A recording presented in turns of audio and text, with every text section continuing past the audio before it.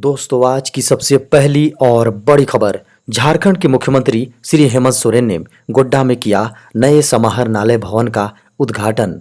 झारखंड के सीएम श्री हेमंत सोरेन ने गोड्डा समाहरणालय भवन का उद्घाटन किया। झारखंड के मुख्यमंत्री ने कहा कि सरकार सभी मोर्चों पर काम कर रही है। बुजुर्गों को वृद्धावस्था पेंशन की युद्ध स्तर पर स्वीकृति की गई है। इस दौरान पोषण सखियों के विरोध प्रदर्शन का संज्ञान लेते हुए उन्होंने कहा कि सरकार जल्द ही पोषण सखियों की समस्याओं पर विचार कर कोई न कोई रास्ता निकालेगी। बड़ी खबर है, झारखंड में 10 जुलाई से फिर सक्रिय होगा मॉनसून। झारखंड में मॉनसून 10 जुलाई से फिर सक्रिय होगा। इसके प्रभाव से झारखंड के सभी इलाकों में हल्के से मध्यम दर्जे की बारिश होगी।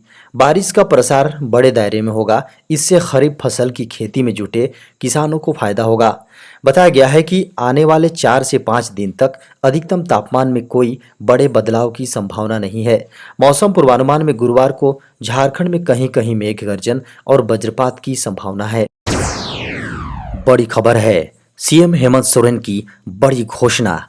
झारखंड में अब प्रखंड और पंचायतों में भी बनेंगे मॉडल विद्यालय। झारखंड सरकार अब जिलों से आगे बढ़कर प्रखंडों और पंचायतों में भी मॉडल विद्यालय बनाएगी। इन मॉडल विद्यालयों में प्राइवेट स्कूलों की तर्ज पर सरकार सभी तरह की सुविधाएं उपलब्ध कराएंगी।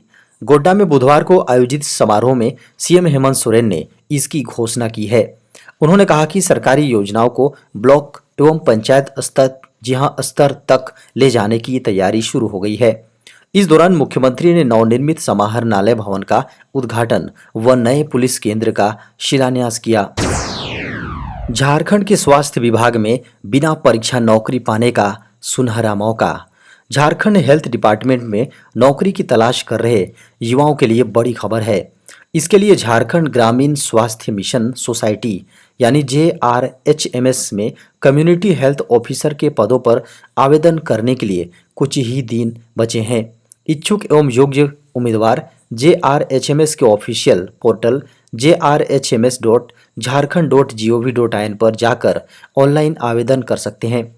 इसके अतिरिक्त कैंडिडेट सीधे लिंक jrhms.jharkhand.gov.in पर के माध्यम से भी इन पदों के लिए आवेदन कर सकते हैं। बता दें कि इसके लिए कुल पदों की संख्या 400 है और कैंडिडेट्स के पास किसी भी मान्यता प्राप्त संस्थान से BSc नर्सिंग की डिग्री होनी चाहिए। इसके लिए न्यूनतम आयु सीमा 21 वर्ष निर्धारित की गई है। अनारक्षित और EWS के लिए अधिकतम उम्र सीमा 35 वर्ष है। BC1 और BC2 के लिए अधिकतम 37 वर्ष, महिला के लिए अधिकतम आयु 38 वर्ष, SC/ST उम्मीदवारों के लिए अधिकतम उम्र 40 वर्ष निर्धारित की गई है। बड़ी खबर है, 15 अगस्त को हर घर दिखाई देगा तिरंगा। केंद्र सरकार ने 15 अगस्त को हर घर झंडा अभियान शुरू करने का निर्णय लिया है, जिसके तहत स्वतंत्रता दिवस पर लोगों को अपने घरों पर राष्ट्रीय ध्वज फहराने के लिए प्रोत्साहित किया जाएगा। यह पहल आज़ादी का अमृत महोत्सव का एक हिस्सा होगी, जो भारत की आज़ादी के 75 साल पूरे होने के जश्न के रूप में मनाई जाएगी। संस्कृति मंत्रालय इस महीने भारत के 75वें स्वतंत्रता दिवस के अवसर पर हर घर तिरंगा अभियान शुरू करेगा। संस्कृति मंत्रालय के अनुसार तिथि और स्थान की घोषणा जल्द ही की जाएगी। अभियान के तहत 11 से 17 अगस्त 2022 तक सभी नागरिकों को स्वतंत्रता सप्ताह के दौरान अपने घरों में तिरंगा फहराने के लिए प्रोत्साहित किया जाएगा। बड़ी खबर है, झारखंड के उपभोक्ता 100% अनुदान पर अपने घरों में लगा सकेंगे रूफटॉप सोलर पावर सिस्टम। बड़ी खबर है, झारखंड का कोई भी उपभोक्ता जिनकी वार्षिक आय 3 लाख रुपए तक है, वे अपने घर की खाली छत या जमीन पर रूफटॉप सोलर सिस्टम लगा सकते हैं। इसे लगाने पर सरकार की ओर से 100% अनुदान दिया जाएगा। इसमें 70% हिस्सेदारी केंद्र और 30% हिस्सेदारी झारखंड सरकार की होगी।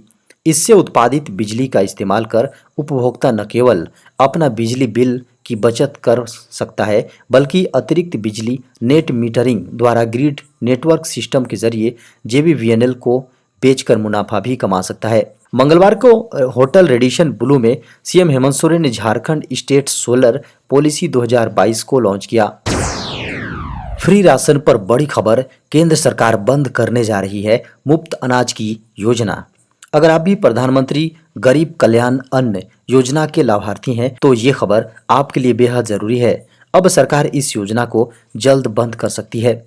दरअसल विभाग ने इसके लिए सुझाव दिया है, जिसके बाद सरकार अब इस योजना को बंद करने की योजना पर काम कर रही है।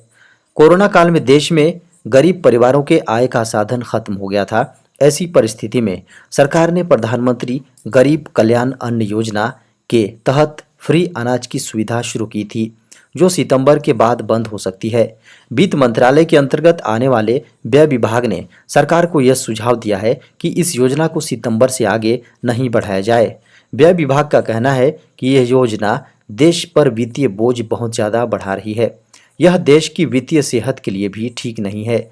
पिछले महीने पेट्रोल डीजल पर ड्यूटी कम करने से लगभग 1 लाख करोड़ रुपए का अतिरिक्त बोझ राजस्व पर पड़ा है। बड़ी खबर है, नक्सलियों से टकराने वाले जवानों को अब मिलेगा 55 लाख का बीमा। झारखंड में नक्सल विरोधी अभियान में लगे झारखंड के 85,191 जवानों अधिकारियों के लिए इस वर्ष 55 लाख रुपए का बीमा होने जा रहा है। इस वर्ष बीमा राशि में 7 लाख रुपए की वृद्धि हुई है। इस वर्ष बीमा के नियम व शर्तों में कई बदलाव किए गए हैं। पहले सिर्फ अभियान में लगे जवानों अधिकारियों के लिए सांप से काटने से मौत पर 7.5 लाख रुपए का बीमा राशि देने का प्रावधान था। इस वर्ष नई नीति में सांप काटने के अलावा मलेरिया या कोरोना से मौत को भी जोड़ा गया है। अब सांप काटने, मलेरिया या कोरोना से मौत होने की स्थिति में मृत पुलिसकर्मी पदाधिकारी के आश्रित को 20 लाख रुपए, इलाज की स्थिति में 7.5 लाख रुपए देने का प्रावधान किया गया है। झारखंड में 24 घंटे में मिले 78 कोरोना के नए मरीज। झारखंड में कोरोना संक्रमण का दायरा एक बार फिर बढ़ने लगा है। पिछले 24 घंटे में कोरोना के 78 नए मरीज पाए गए हैं। वहीं अब तक कोरोना से 5,321 लोगों की मौत हो चुकी है, जबकि 24 घंटे में 55 मरीज रिकवर हो गए हैं। स्वास्थ्य विभाग द्वारा जारी आंकड़ों के अनुसार झारखंड में कोरोना के एक्टिव मरीजों की संख्या बढ़कर 375 हो गई है।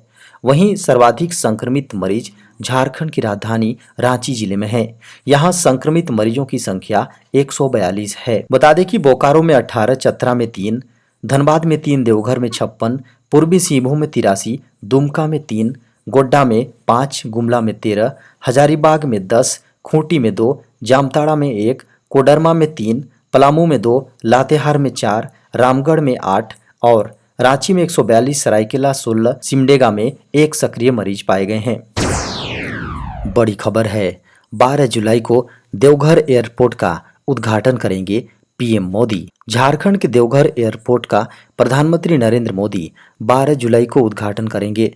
उद्घाटन समारोह और प्रधानमंत्री की सुरक्षा व्यवस्था से लेकर प्रशासन ने सभी प्रकार की तैयारियां शुरू कर दी हैं। बता दें कि 12 जुलाई को देवघर एयरपोर्ट का उद्घाटन होने वाला है। यह उद्घाटन पीएम नरेंद्र मोदी के द्वारा किया जाएगा, जिसको लेकर एयरपोर्ट पर सभी प्रकार की तैयारियां की जा रही हैं। बताया जा रहा है कि इस कार्यक्रम में आने वाले लोगों के लिए सभी प्रकार की सुविधाओं का ध्यान रखा जाएगा। साथ ही पीएम मोदी के आगमन को लेकर सुरक्षा और बेहतर सुविधाओं का पूरा प्रबंध किया गया है। सरकार ले सकती है बड़ा फैसला, कर्मियों की न्यूनतम सैलरी 18 से बढ़कर हो जाएगी 26,000 रुपए। दुनिया भर के बाजारों में मंदी की आशंका और बेतहाशा महंगाई के बीच केंद्र सरकार के कर्मचारियों और पेंशनधारियों के लिए एक राहत भरी खबर है। सरकार से जुड़े खबरों को माने तो केंद्रीय कर्मचारियों के महंगाई भत्ते को सरकार 5% तक बढ़ा सकती है। वर्तमान में केंद्र सरकार के कर्मचारियों को 34% डीए मिलता है। अगर सरकार इसमें वृद्धि का फैसला लेती है तो उन्हें मिलने वाली डीए की रकम 39% तक हो जाएगी। खबरों को माने तो जल्द ही केंद्र सरकार की ओर से इसकी आधिकारिक घोषणा की जा सकती है। बताया जा रहा है कि सरकार डीए के साथ साथ फिटमेंट फैक्टर में भी वृद्धि कर सकती है। वर्तमान में इस मद में बेसिक सैलरी की 2.57% राशि दी जाती है। इसे बढ़ाकर 3.68% किया जा सकता है। लंबे समय से देश के कर्मचारी यूनियन इसे बढ़ाने की मांग कर रहे हैं।